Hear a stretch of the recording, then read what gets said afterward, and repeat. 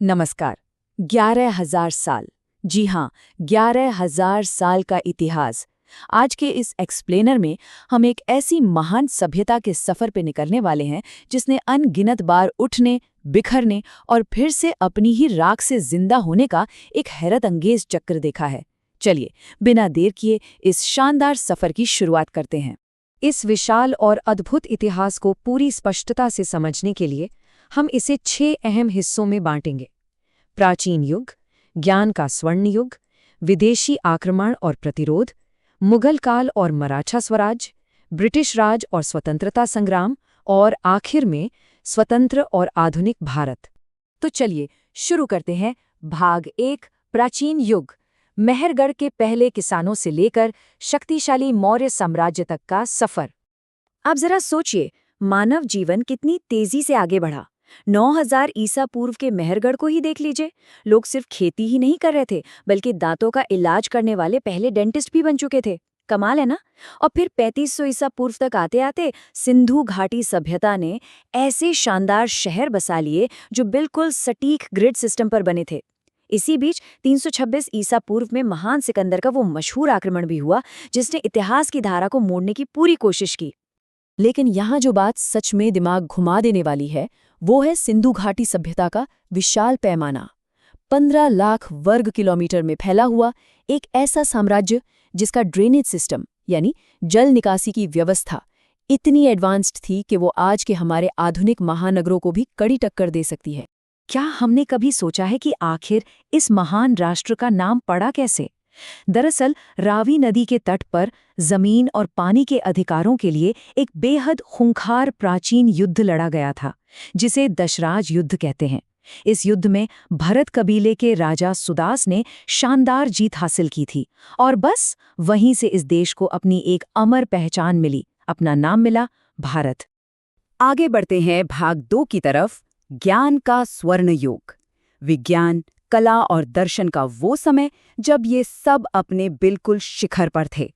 जरा गौर कीजिए कि इन शानदार उपलब्धियों ने पूरी इंसानियत को कितना आगे धकेल दिया। आर्यभट्ट का शून्य खोजना और ये साबित कर देना कि पृथ्वी अपनी धुरी पर घूमती है, ये कोई छोटी बात नहीं थी। दिल्ली का 1600 साल पुराना लौह स्तंभ आज भी सीना ताने खड़ा है, बिना एक भी जंग लगे। उधर कुषाण सम्राट कनिष्क ने उस दौर के सबसे शुद्ध सोने के सिक्के ढलवाए और सुश्रुत तथा चरक ने आयुर्वेद की वो नींव रखी जिस पर आज भी मेडिकल साइंस टिका है। सच में ये उस दौर के ऐसे वैज्ञानिक चमत्कार थे जो समय से बहुत बहुत आगे थे। और शिक्षा के मामले में ये बात तो वाकई रोंगटे खड़े कर देती है कि पूरी दुनिया के ज्ञान का केंद्र कहीं और नहीं बल्कि यहीं नालंदा विश्वविद्यालय में था। सोचकर देखिए, चीन, कोरिया और तिब्बत से लोग यहाँ खगोल विज्ञान और न्याय शास्त्र जैसे विषय पढ़ने आते थे। और इस महान शिक्षा के मंदिर का लेवल क्या था? इसके प्रवेश द्वार की परीक्षा इतनी ज्यादा मुश्किल होती थी कि वहां के दरबान तक अपने आप में बहुत बड़े और प्रकांड विद्वान हुआ करते थे। अद्भुत। लेकिन ये शांति हमेशा नहीं रही। आते हैं भाग 3 पर, विदेशी आक्रमण और प्रतिरोध, संस्कृतियों का भयंकर टकराव और अपने अस्तित्व को बचाने की एक लंबी लड़ाई। इतिहास के इस सबसे बड़े टर्निंग पॉइंट पर जरा ठहर कर सोचना जरूरी है।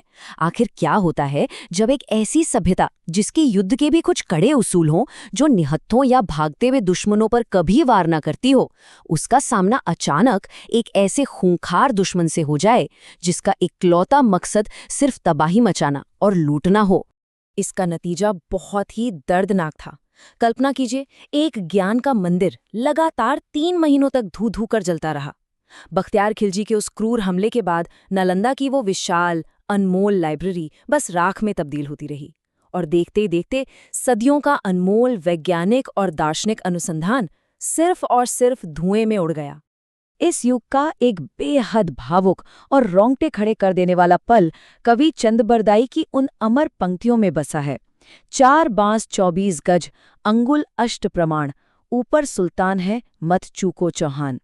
इसी बिल्कुल सटीक काव्यात्मक माप के सहारे अपनी आंखें खो चुके महान सम्राट पृथ्वीराज चौहान ने मोहम्मद गौरी से अपने सम्मान का वो ऐतिहासिक बदला लिया था।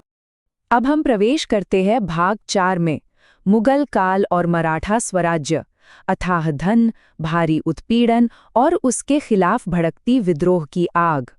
उस समय के समाज में जो गहरी असमानताएं थीं वो एकदम साफ दिखाई देती हैं।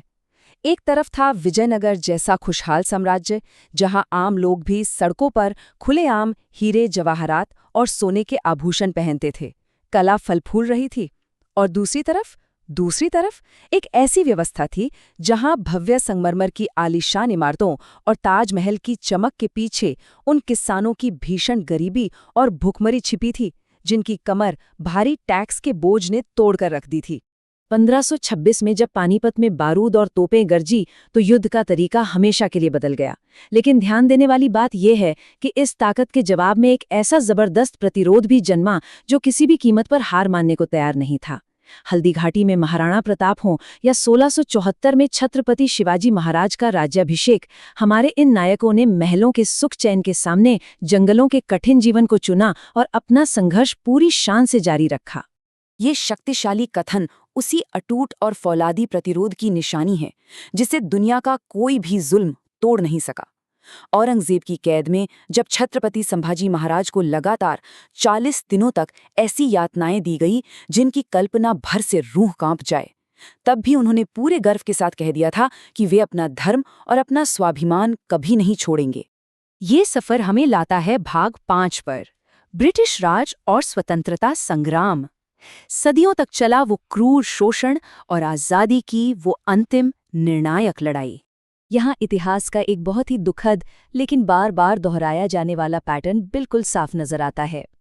ये एक कड़वा सच है कि ये महान सभ्यता कभी भी किसी बाहरी ताकत से उतनी नहीं हारी जितनी बार इसे अपनों के ही धोखे और विश्वासघात ने तोड़ा है। तराइन से लेकर प्लासी तक जब जब बाहर वालों ने जीत हासिल की, अंदर का कोई न कोई गद्दार उनके साथ खड़ा था। लेकिन आज़ादी की वो चिंगारी अब एक शोला बन चुकी थी। 1857 के पहले स्वतंत्रता संग्राम से लेकर जलियांवाला बाग हत्याकांड के उस गहरे चुभने वाले दर्द तक, इस पूरे दौर ने देश भर में क्रांति की एक ऐसी आग लगा दी जिसे बुझाना नामुमकिन था। दांडी मार्च से होते हुए अंततः 1947 में विभाजन के खूनी और गहरे घाव के साथ ही सही, लेकिन एक नई आज़ाद सुबह ने जन्म लिया। तुम मुझे खून दो, मैं तुम्हें आज़ादी दूंगा। ये महज एक नारा नहीं था, ये नेताजी सुभाष चंद्र बोस और उनकी आज़ाद हिंद फौज का वो उग्र और फौलादी संकल्प था जिसने पूरी दुनिया को ये साबित कर दिया कि आज़ादी अब किसी से भीख में नहीं मांगी जाएगी, बल्कि उसे उसके सही हकदारों द्वारा छीन लिया जाएगा। और अब हम पहुंचते हैं अपने आखिरी पड़ाव पर, भाग 6, स्वतंत्र और आधुनिक भारत। अपनी ही राख से फिर से उठकर वैश्विक नेतृत्व को वापस हासिल करने का सफर। 93,000 सैनिक, जरा इस आंकड़े की विशालता पर गौर कीजिए। 1971 के युद्ध के दौरान हुआ ये आत्मसमर्पण दुनिया के इतिहास का सबसे बड़ा सैन्य सरेंडर था। इस एक घटना ने आधुनिक भारत को एक ऐसी अजेय क्षेत्रीय महाशक्ति के रूप में स्थापित कर दिया जिसे नजरअंदाज करना अब किसी के बस में नहीं था। और जरा आज के इन आधुनिक चमत्कारों को देखिए। सरदार वल्लभ भाई पटेल का उन 562 अलग अलग रियासतों को एक धागे में पिरोना, इसरो का साइकिल पर रॉकेट के पुर्जे ले जाने से लेकर सीधे चांद के दक्षिणी ध्रुव पर तिरंगा फहराने तक का वो अविश्वसनीय सफर, या फिर एक भयंकर गरीबी में छोड़े गए देश का आज दुनिया की 5वीं सबसे बड़ी अर्थव्यवस्था बन जाना। आज यही देश डिजिटल इंफ्रास्ट्रक्चर से लेकर योग जैसी अपनी प्राचीन धरोहरों के दम पर पूरी दुनिया को लीड कर रहा है। तो इस पूरे एक्सप्लेनर के अंत में एक बहुत ही गहरा सवाल उठता है। 11,000 सालों के अनगिनत हमलों, गद्दारियों और भयंकर विनाश के बाद भी बार बार उठ खड़े होने वाले इस अद्भुत लचीलेपन को देखने के बाद क्या लगता है, इस सभ्यता की ये कभी न टूटने वाली अटूट भावना आने वाले भविष्य में हमारी दुनिया को और किस तरह आकार देगी? सच में ये इतिहास हमें सिर्फ बीता हुआ कल नहीं दिखाता, बल्कि हर बार गिरकर फिर से उठने की एक अमर प्रेरणा देता है।